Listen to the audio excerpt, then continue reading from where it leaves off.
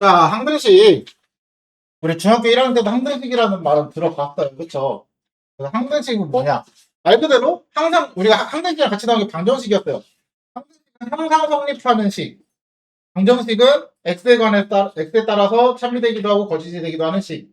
이거를 우리는 그래서 등식으로 표현을 하죠. 그쵸? 등식에서 이 등호가 들어갔을 때. 그래서 우리가 중학교 때도 어떻게 썼냐면 ax 플러스 b가 항상 0이 되기 위해서는요. 항상 0이 되기 위해서는 a도 0, b도 0이어야지만 x에다가 뭘 집어넣어도 항상 0이 될 수 있었죠. 그쵸? 같은 형식입니다. AS 플러스 BY 플러스 C가 0이 되기 위해서는요, 각각의 개수들이 0이 돼야 합니다. 각각의 개수들이.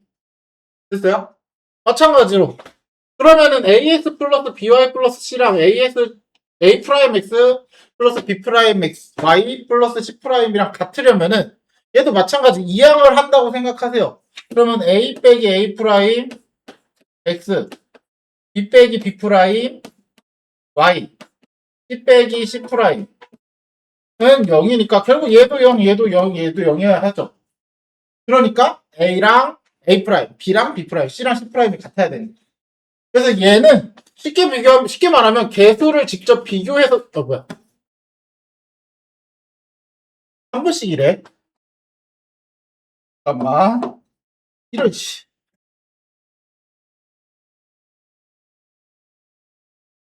한 번씩이래요. 자, 그러면 이거를 개수를 비교한다고 생각하시면 돼요. 그냥 좌변과 우변의 각각의 x의 개수끼리 비교하고 y의 개수끼리 비교하고 z 상수항끼리 비교해서 서로 같아야 된다. 이해됐죠?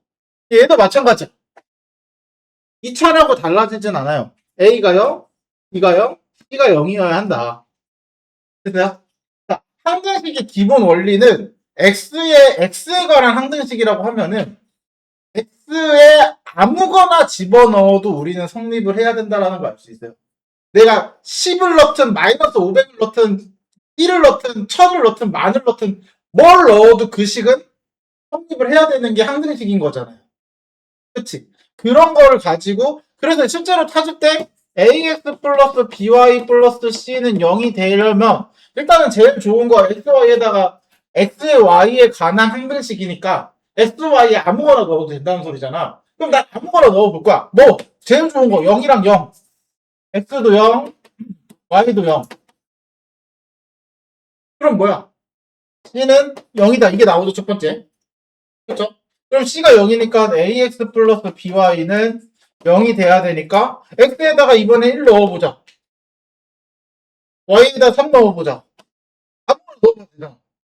아니, x에다 0 넣고 y에다 3 넣어볼게요. 그러면 3b는 0이 돼야 되니까 b도 0 이렇게 되는 거죠. 이번에는 내가 y에다가 0 넣어보고 x에다가 2 넣어보면 2의 2는 0. 그래서 a도 0. 이렇게 찾는 거야. 됐어요? 그러니까 아무거나 넣어봤을 때 무조건 돼야 되기 때문에 뭘 넣어도 되게끔 하는 값들은 이거밖에 없다라는 거죠. 됐어요? 그 대신 넣을 때 팁이 있죠. 넣어보면 뭔가 문자가 없어지거나 식이 간단해지거나 이런 것들을 생각하고 넣으면 좋겠죠. 그래서 하는 게 이겁니다. 미정계수법. 자, 미정계수법이라는 건 뭐냐면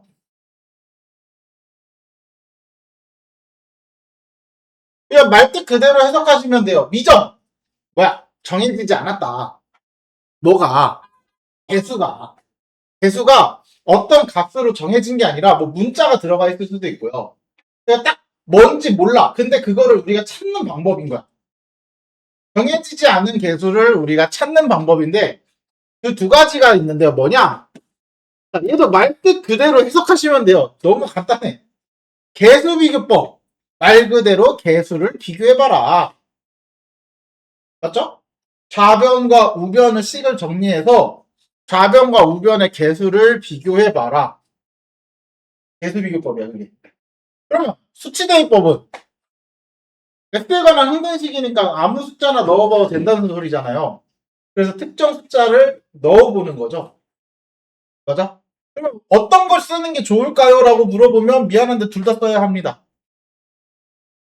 이거는 미안하지만 하나를 제외하고 이것만 봐라고 해줄 수는 없어요. 우리가 나머지 정리에서는 수치대비법을 많이 쓰겠지만 어떤 경우에서는 개수비교법을 많이 쓰기도 합니다. 그래서 정답은 없어요. 이건 둘 다 할 줄 아셔야 돼요. 그쵸? 그쵸? 둘 다 할 줄 아셔야 돼요.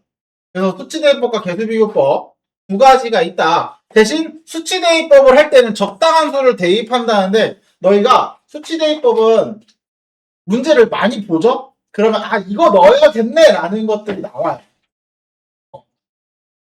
대놓고 수치대입법은 뭘 넣게끔 유도를 해서 문제를 줘. 야, 너 이거 넣고 싶지라고 만들어줘, 너네한테. 딱 보여주고, 자, 숫자 넣어봐. 뭐 넣고 싶니? 라고 하면, 보면, 식이 대놓고 말하고 있어. 이거 넣고 싶지? 그런 것들이 존재하는 게 수치대입법입니다. 그래서, 다항식의 나눗셈에서 우리가 이걸 가지고 항등식을 이용하기도 합니다. 나눗셈에 대한 식으로 가지고 우리가 아까 검산식 쓴다고 했잖아요. 그쵸? 검산식을 이용해서 항등식 활용을 엄청 많이 할 거예요. 왜냐면 얘를 얘로 나누면 목과 나머지가 나왔대. 결국은 얘는 이거 곱하기 이거 더하기 이거랑 같은 거잖아요. 맞아? 그럼 두 식은 같은 거야. 항등식이죠. 맞죠? 그래서 여기에 양변에 x에다가 아무거나 집어넣어도 식이 성립해야 돼. 그쵸? 그런 식으로 항등식을 이용한 문제를 많이 보게 될 겁니다. 그럼 문제를 보면서 어떻게 활용하는지 한번 볼게요. 여기는 바로 문제를 보는 게 좀 더 이해가 더 빠를 거야. 내용을 읽는 것보다는. 자, 다음 x에 관한 항등식일 때, 자, 요걸 딱 보자마자 떠오르는 거는 1번은 수치대입법보다는 개수비교법이 좋고요. 2번은 수치대입법이 좋습니다. 자, 그럼 2번이 수치대입법이 좋은 이유를 알려드릴게요. 그럼 너희도 문제를 볼 때, 2번 같이 생기면 수치대입법을 하겠구나라는 걸 생각하시면 돼요. 2번이 수치대입법이 좋은 이유는 딱 하나입니다. 이 1차식들. 1차식들이 눈에 많이 보이면은 수치대입법이 많이 좋습니다. 그리고 얘처럼 1차식이 눈에 보이지 않을 때는 사실 수치대입법이나 개수비교법에 큰 차이는 없어요. 그래서 전개해. x세제곱 플러스 ax제곱 마이너스 3x 마이너스 x제곱 플러스 마이너스 1 곱하니까 마이너스 ax 플러스 3. 그래서 정리하면 x세제곱 플러스 a 마이너스 1의 x제곱 플러스가 아니라 마이너스 3 플러스 a의 x 플러스 3 이렇게 되네. 맞아요? 그래서 얘가 뭐랑 같대? 얘랑 같대. 그러면 x세제곱 2x제곱 마이너스 2x 플러스 c. 그럼 이 c랑 3이랑 같아야 되고 3 플러스 a랑 2랑 같아야 되죠. 3 플러스 a랑 2랑 같아야 돼서 a는 마이너스 1이고 얘랑 같아야 되네. 맞죠? 그래서 마이너스 1 집어넣으면 b는 마이너스 2. 이렇게. 이 개수비교법이야. 서로 전개해서 개수를 비교해가지고 찾는다. 됐죠? 자, 얘는 수치대입법을 하는데 그럼 뭘 넣어보면 좋을까? 1차식이 많이 보이면 좋다는 이유가 뭐냐면 0이 되는 S값을 찾기가 쉬워요. 맞죠? 0이 되는 S값을 찾기가 굉장히 쉽습니다. 그래서 X에 여기 0 되는 거 마이너스 1이랑 요거 0 되는 거 2랑 요거 0 되는 거 0이랑 3개 넣어보시면 돼요. 그럼 굉장히 쉽게 구할 수 있을 겁니다. 자, 마이너스 1부터 넣어볼까요? 마이너스 1 넣으면은 2 플러스 6 마이너스 2는 여기다 마이너스 1 넣으면 0 되고 여기다 마이너스 1 넣으면 0 되죠? 그쵸? 그러면 여기다 마이너스 1 넣은 것만 나오니까 마이너스 b 곱하기 마이너스 1 넣으면 마이너스 3이니까 마이너스 3 그래서 3b는 6, b는 2. 아, 마이너스 1을 넣으니까 b가 나오네. 그 다음, x에다가 2 넣어볼까요? 2 넣어보면은 2, 4, 8, 12, 마이너스 2는 여기 2 넣으면 0, 여기도 2 넣으면 0, 여기다 2 넣으면 2c 곱하기 3이니까 6c는 마이너스 6, c는 마이너스 1. 또 c도 나오네. 그쵸? 그리고 0 대입해보면, x에다 0 대입해보면 0, 0, 마이너스 2만 남고요. 우변은 얘도 0, 0 사라지죠? 그럼 여기다 0 넣은 거니까 1, 마이너스 2니까 마이너스 2a. 그쵸? 그래서 a는 마이너스 1. 됐어요? 그래서 a, b, c가 바로 나오네요. 됐죠?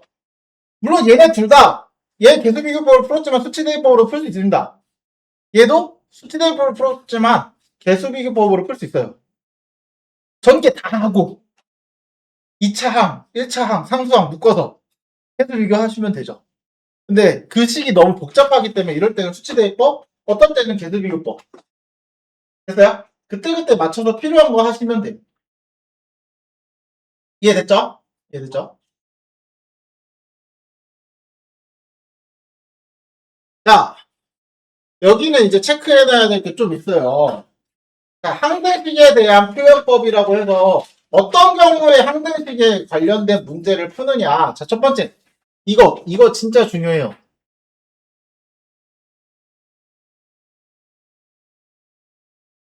그리고 두 번째. 요렇게, 요렇게.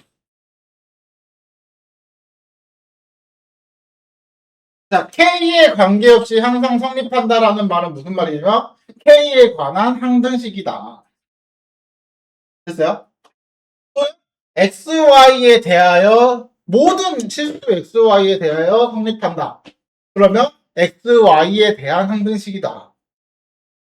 이 말을 보면 바로 항등식이 떠올라요. 무조건 떠올라요. 됐어요?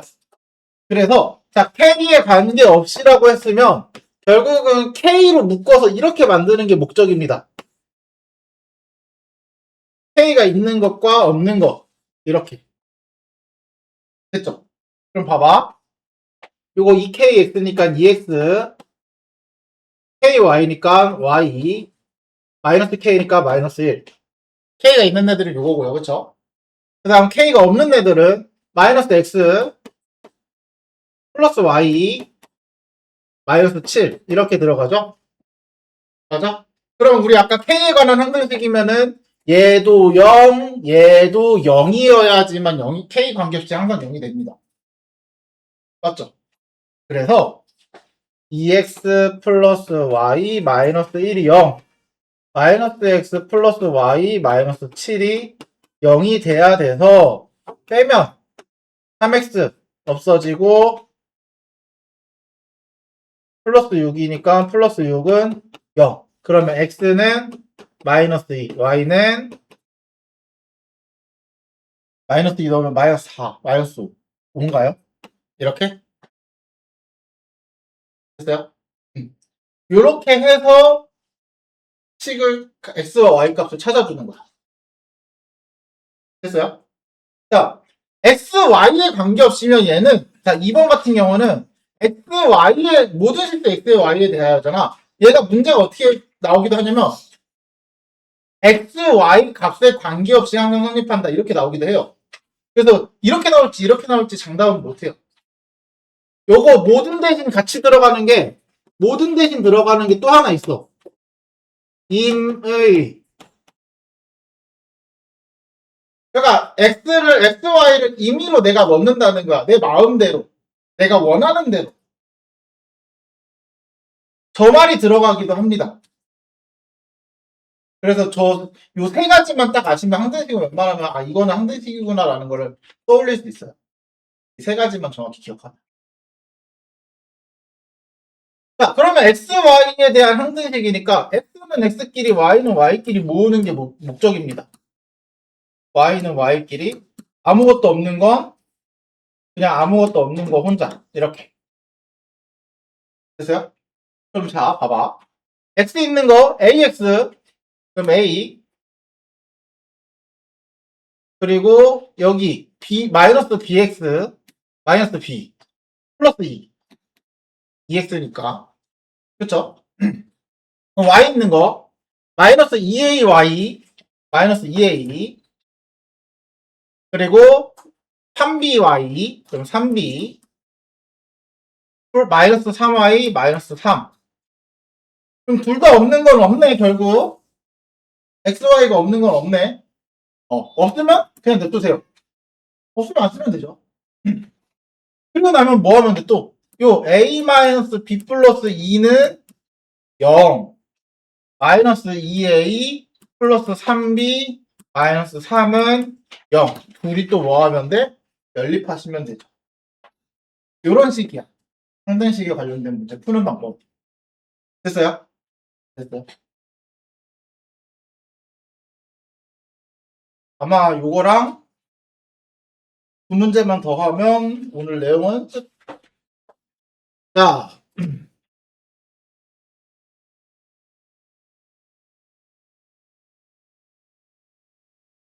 1번을 보자마자 먼저 선생님이 아까도 얘기했던 거 하라고 했던 거 있죠? 그쵸? 얘를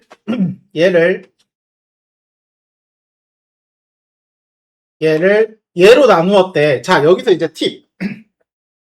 나누는 식이 2차식으로 나와 있잖아요. 2차식이나 뭐 3차식으로 나왔을 때도 있어요. 인수분해가 되는 식이면은 가능한 인수분해를 해서 쓰자. 자, 인수분해가 가능하면 인수분해를 먼저 하고 쓰자.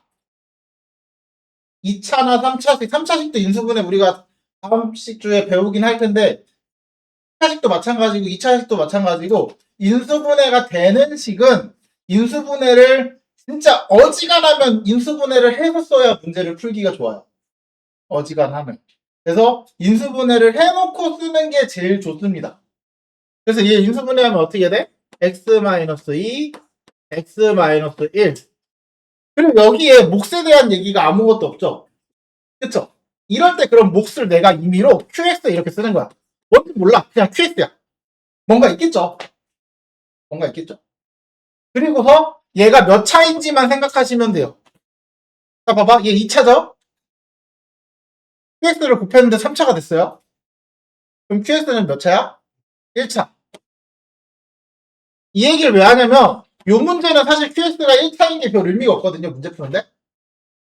사실 이 문제는 qx가 1차인 게 큰 의미가 없어요. 근데 어떤 문제들은 이 qx가 1차인 거에 의미가 굉장히 큰 문제들이 많아요. 그러니까 지금 문제 푸는데 이거 QX 1차인지 아닌지 뭐 신경 안 쓰고 문제 푸는 거는 중요하지 않아. 나중에 이것과 1차인 거를 이용해서 풀어야 되는 경우 있을 거 아니야. 그런 경우에 이걸 떠올려야 되니까 계속해서 차수를 알 수 있으면 차수에 대한 생각을 같이 해주세요. 이거 습관처럼 해야 돼. 습관처럼. 무슨 말인지 알겠죠? 그리고 나머지가 2x 플러스 1이니까 이렇게. 그럼 얘랑 어때? 둘이 같은 식이죠 지금. 좌변과 우변은 같은 식이야. 그러면 여기다가 둘은 항등식이니까 내가 x에다가 아무거나 집어넣어도 되는 거죠. 그럼 집어넣기 좋은 애들 있잖아. 이거. 이 QS를 내가 모르잖아요. 그쵸? 그럼 이 QS를 좀 치워버리고 싶은 마음이 들어. 이 QS만 좀 사라졌으면 좋겠거든, 나. 맞죠? 그럼 어떻게 하면 돼? 2를 넣어보면은 얘가 사라지면서 QS는 뭐가 됐든 2를 넣었을 때 뭐가 나오든 상관없이 얘 때문에 0 되잖아요. 맞지? 그래서 여기에다가 2랑 1을 대입해보는 거야. 이거를 되게 자주 쓰게 될 겁니다, 이제. 그럼 좌변에 2 대입해보면 8 플러스 2a 플러스 b는 0 싹 없어지고 여기다 2 넣으니까 5. 그러면 2a 플러스 b는 마이너스 3 요거 하나. 그 다음 1 집어넣어 보면은 1 집어넣으면 1 플러스 a 플러스 b는 요것도 0 되면서 없어지고 여기에 1 넣은 거 3. 그럼 a 플러스 b는 2 요거 하나 또 나오네. 그래서 둘이 연립하면 되겠다. 맞죠? 쌤 아까 그랬죠? 시대입법 같은 경우는 식이 말할 거라 그랬잖아. 뭐 넣어보고 싶지라고 계속 얘기할 거라 그랬죠. 그게 보이죠? 계속 이제 어떻게 봐야 되는지 알겠지? 그래서 얘를 인수분해를 계속 시키라고 하는 이유가 그래야 내가 넣어볼 게 눈에 보이고 인수분해 하지 않으면 이게 0 되는 걸 직접적으로 눈으로 봐. 물론 여기서 바로 보자마자 이거 뭐 넣으면 0 될 것 같아요 라고 하면은 상관없는데 사실 그럴 경우보단 인수분해 된 거가 보기 더 좋을 거 아니야. 그쵸? 자, 두 번째 x세제곱 플러스 ax제곱 플러스 bx 플러스 2가 얘는 인수분해가 되냐 안 되냐? 안 되죠. 그러면 그냥 하지 말고 그냥 해. 이때는 뭐 할 수 없어요. 몫이 qx야. 나눠 떨어진다라는 건 나머지가 0이란 소리네? 요렇게. 됐죠? 그리고 어떻게 하냐면 방금 말했던 거. qx가 몇 차일까요? 2차니까 3차 만들려면 1차죠. 이제 이 qx가 1차인 게 굉장히 의미가 있어집니다. 어떻게 의미가 있어지냐? 잘 봐. 자, x제곱 플러스 x 플러스 1에다가 1차식을 곱해야 되니까 우리는 1차식을 mx 플러스 n이라고 하자. 맞죠? 그럼 좌변과 우변이 서로 같은 식이니까 얘를 전개했을 때 얘가 나와야 되잖아. 그쵸? 그래서 얘를 직접 전개해서 개수 비교하시면 돼요. 이해됐어요? 근데 어느 순간 연습이 되면 요거를 mx 플러스 n으로 안 두고 쓰기도 합니다. 물론 연습이 안 됐을 때는 mx 플러스 n으로 두고 전개하고 개수 비교하시는 게 맞아요. 근데 연습이 됐잖아? 그럼 어떻게 하냐면 x제곱 플러스 x 플러스 1을 어떻게 곱해야지 얘가 될지를 생각해보면 일단 가장 높은 차수는 2차랑 1차를 곱했을 때밖에 없죠.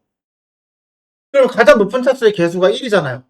그럼 여기 x밖에 안 돼요. 다른 거 넣으면 안 돼.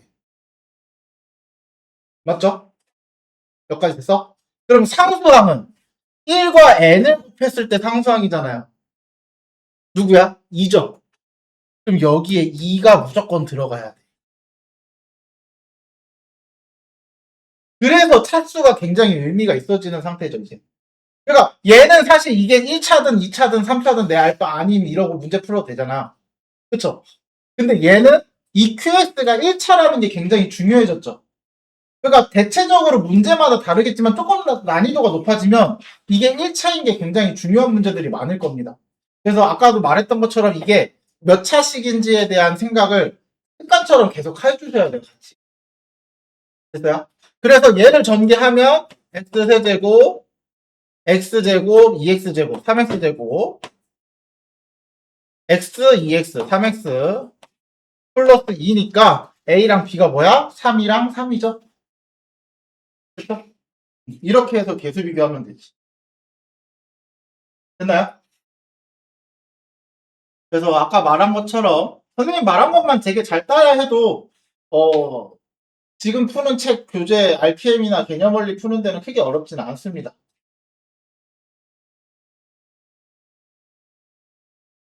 자, 마지막.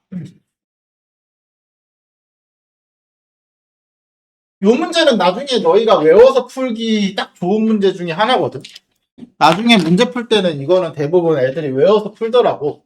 어떻게 하냐면 원리 자체는 자 풀이 과정만 그냥 외워서 푸는 아이들한테 기준으로 보면 3, 0, 마이너스 1, 2 조리제법을 하는 거거든요. 조리제법.